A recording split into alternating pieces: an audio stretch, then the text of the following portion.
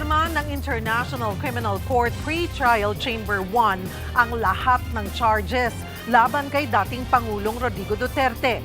Live mula sa TV5 Media Center, nasa frontline ng balitang yan si Camille Samonte. Camille, pakidetalye nga kung ano yung mga posibleng mangyari kasunod nga ng desisyon ng ICC. Cheryl, ibig sabihin niyan, tuloy ang trial laban kay dating Pangulong Rodrigo Duterte para sa mga kasong crimes against humanity.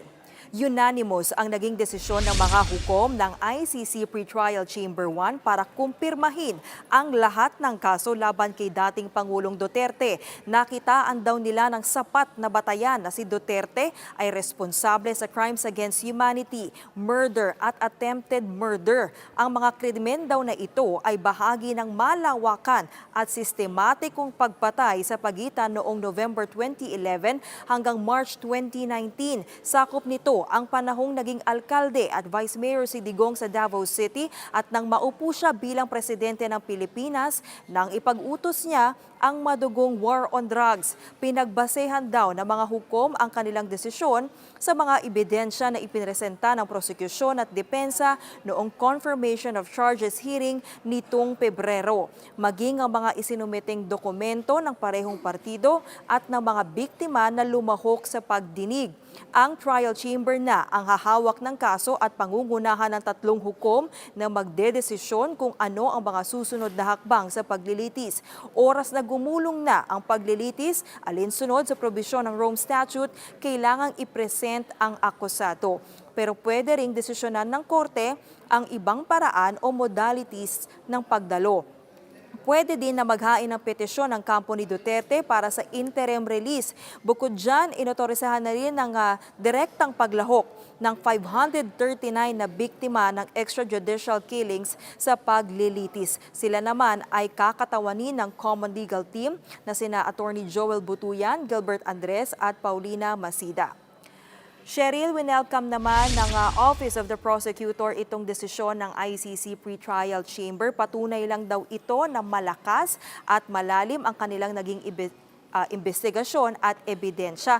Maituturing daw itong milestone para mapanagot ang mga nasa likod ng di umano'y EJK. Naglabas din ng pahayag ang palasyo. Ayon kay Yuse Claire Castro, nirerespeto nila ang desisyon ng ICC. Parehong partido raw ang makikinabang dito. Hustisya para sa akusado kung siya ay walang sala o hustisya para sa mga biktima kung naabuso man ang kanilang karapatan. Cheryl? Camille, may sagot na ba rito ang legal team ni dating Pangulong Duterte? Cheryl, iginiit ng legal counsel ni Duterte na si Attorney Nicholas Kaufman na questionable pa rin ang credibility ng mga testigo sa kaso na pinagbasehan nga ng desisyon ng ICC. Papatunayan daw ng depensa sa kanila sa paglilitis na ang sinasabing state policy na binuo ni Duterte ay kathang isip lamang. Ipapakita rin daw nila na walang bigat ang mga ebidensya ng sinasabing criminal witnesses sa kaso at ito ay isinulong lamang ng mga kritiko ng dating Pangulo. Cheryl? After nitong kumpirmasyon, confirmation, ano ang susunod na mangyayari, Camille? Cheryl, maglalabas na nga ng instruction itong trial chamber kasi from pre-trial, yung parang mahahawak na nga nitong kaso ay yung trial chamber. So sila na yung maglalabas kung ano yung magiging next steps.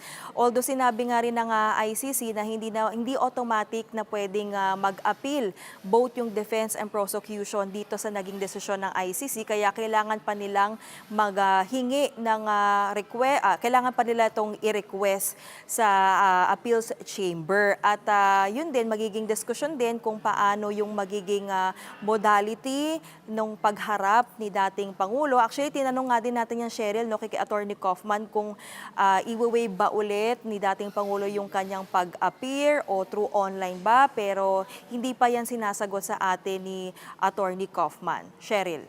Maraming salamat, Camille Samonte. Mga kapatid, Cheryl Hosing po. Maging maalam at may pakialam sa mga napapanahong issue at headlines. Mag-follow at mag-subscribe na sa social media pages ng News 5.